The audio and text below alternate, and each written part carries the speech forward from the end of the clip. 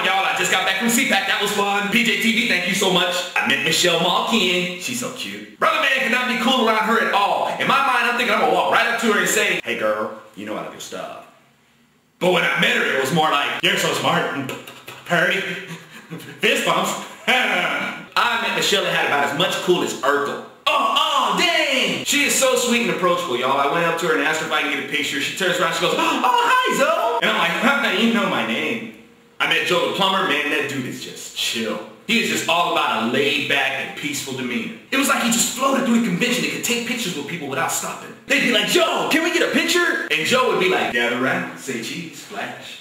I got to meet Newt Gingrich, and I gotta tell y'all, Newt Gingrich is on a whole nother level of cool. It's like Newt Gingrich has that Oscar the Grouch kind of cool. And everybody loves Oscar the Grouch, man. The cool thing about Newt, y'all, was when I met him, he didn't put on a whole different kind of demeanor to relate to me. He was just Newt, comfortable, confident, and approachable.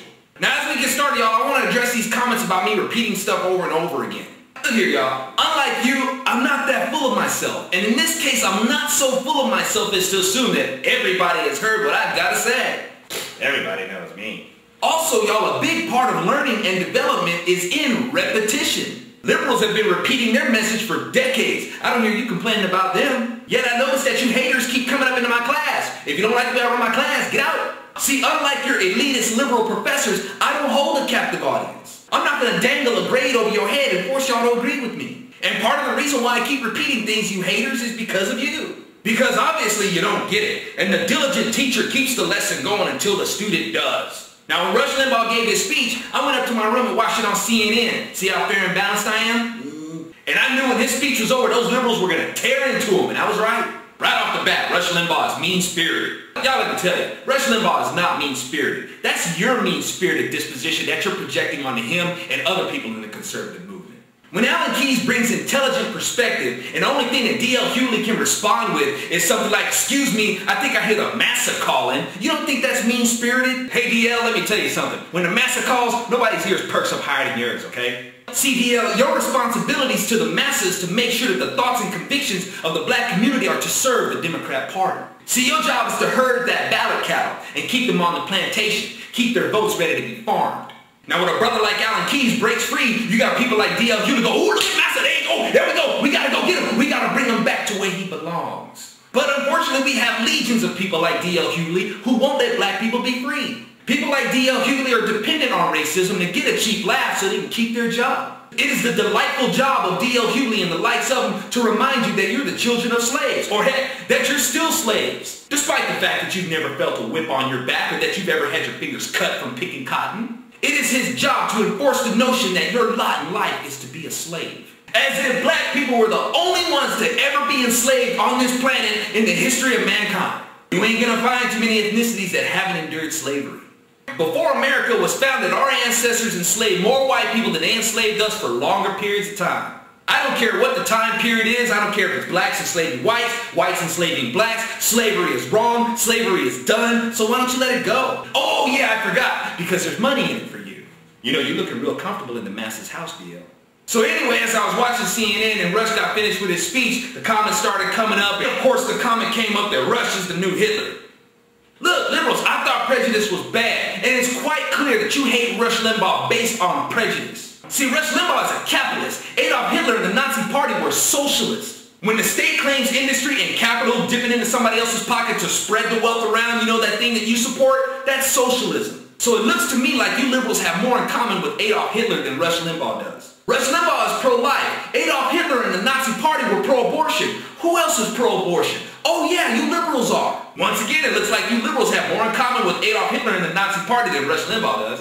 Rush Limbaugh believes that health care and coverage should be left to private industry. Adolf Hitler and the Nazi Party believe that health care should be provided by the state. Who else believes that health care should be provided by the state? Oh yeah, you liberals do. Looks like you liberals have more in common with Hitler and the Nazi Party than Rush Limbaugh does. Rush Limbaugh believes in life, liberty, and the pursuit of happiness. You liberals believe that the planet is overpopulated. I mean, of course, it's not overpopulated with your elite type. Who else thought there was only enough room on this planet for a master race type? Oh yes, Adolf Hitler and the Nazi Party. And again, it looks like you liberals have more in common with Adolf Hitler and the Nazi Party than Rush Limbaugh does. Rush Limbaugh is a Christian who knows that the Constitution grants us the right to practice our religion in public.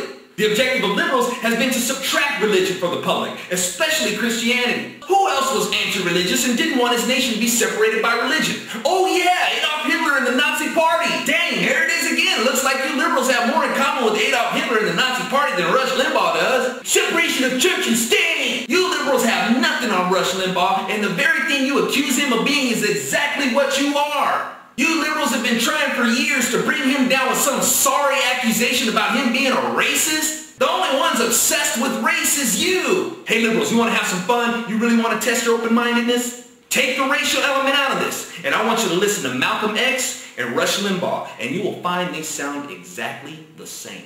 Faith in your God, and your God will provide strength for the solidarity of your family. Self-reliance, not social reliance. Malcolm X saw that diversity just happens. It didn't have to be forced. These are the messages of Malcolm X, and these are the continuing messages of Rush Limbaugh. Y'all, I was exploring Marcus Garvey, Malcolm X, and Dr. Martin Luther King long before I even heard of Rush Limbaugh. The reason why I tuned into Rush Limbaugh is because his message is so reflective of theirs. And this question about him being the leader of the conservative movement, when hasn't he been? Come on, y'all, it's about time y'all start seeing that it's been the Democrats who've been infecting the masses with paranoia, divisiveness, bitterness, and prejudice. And that after they infect you, they keep you dependent on a promising prescription called Panadol. Now, another thing that bugs me a little bit, y'all, is people who complain about the two-party system. We have these proponents of this idea that we need other parties who complain that our country is split down the middle, yet they want to split the country even further. We're going to unify the country by dividing it even more.